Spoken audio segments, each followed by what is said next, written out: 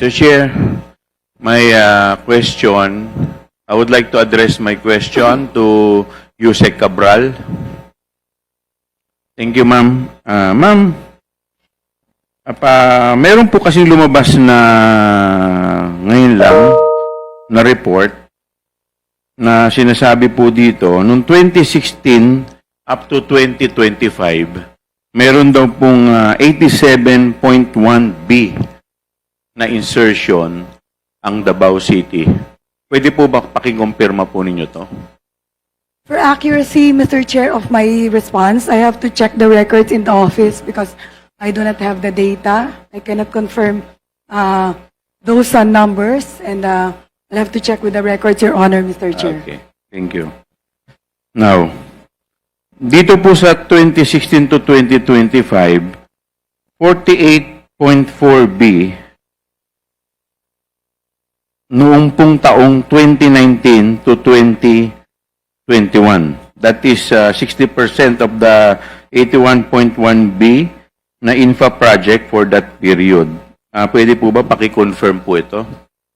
Again, Your Honor, Mr. Chair, I have to check the records to be Okay, accurate. ito pong may lumabas po dito sa Politico. DPWH confirms 51B allocation to Paulo Duterte's district in last 3 years of Rodi's term. Ito po ba totoo? May I know the date? Kayo po ang nakalagay dito na nag-confirm yun. DPWH Undersecretary Maria Catalina Cabral. Kayo po ba to? Your Honor. Yes, Your Honor. Okay, so kino-confirm po ninyo. Again, I have to check, Your Honor, because I'm not accurate. I'm not certain about the number on the published news of Politico, Your Honor. Ayan po, may nakalagay pa po dito na base sa report ng aming programming division, we confirm na yung pong mga amount na nabanggit ninyo noong 2020, 2021, 2022, based po sa National Expenditure Program ng DPWH at yung pong General Appropriation Act o GAA sa distritong ito ay tama po and we confirm those budget. Ano po masasabi niyo dito? Again, Your Honor, I no longer recall, so I have to confirm with the records in the office, Your Honor, Mr. Chair. Okay. And dito po sa 51 billion, based sa record po, at based din dito sa newspaper na, dito po sa online article, 29B was inserted sometime in 2021 budget for GAA. Do you confirm that? Again, Your Honor, I have no records on hand. I have to confirm with the planning service, Your Honor. All right. Okay, kaya ako po tinatanong, Yusek, di po ba nung mga panahon na to, pandemic? 2020 po yata yung pandemic. 2020 to 2021 yata, Your Honor. And yet, meron pa pong flood control na ganito kalaki. Di po ba ng mga taon na yun, parang umutang pa po tayo, yung bansa natin, kung hindi po ako nagkakamali? I have no knowledge, Para po Your sa Honor. mga medical kit, sa lahat po ng mga, kasi pandemic po nun eh. I have no knowledge of the... Kasi pangungutang po.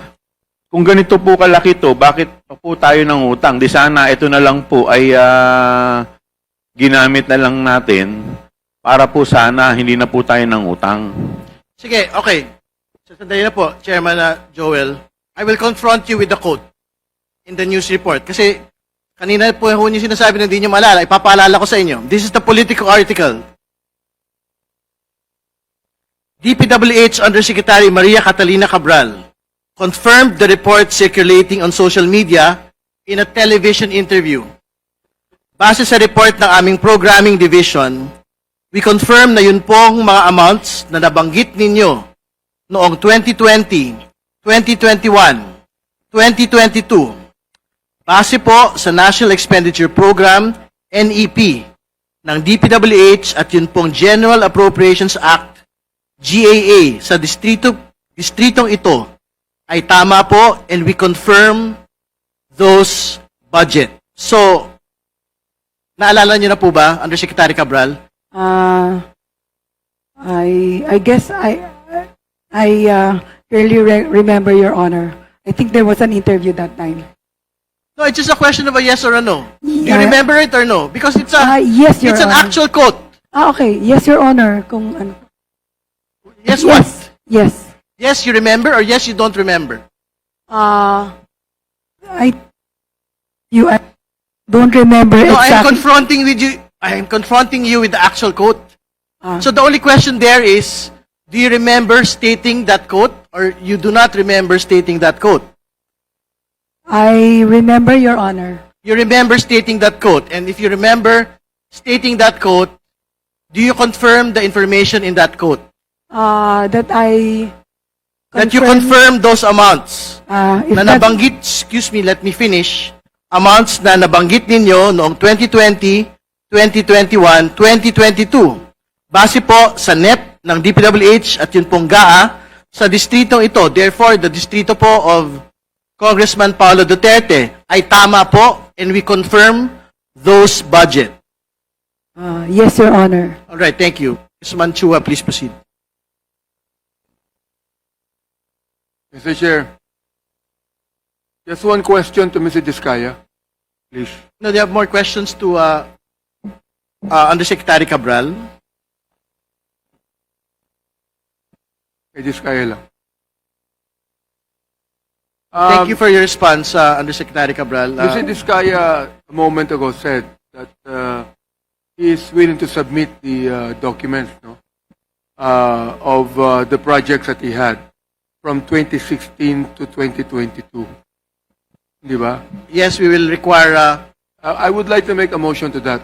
yes Mr. po. Chair. Well, firstly, we will require Mr. Diskaya to submit the list of all his projects with a specific line item and the amounts from 2016 to 2022, including all his 9 firms, no?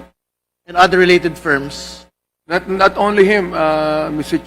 And also, sorry, but excuse me, also the to finish, DPWH and also the others. from the DPWH. Yes. But I just would like to show something here that was written by PCIJ.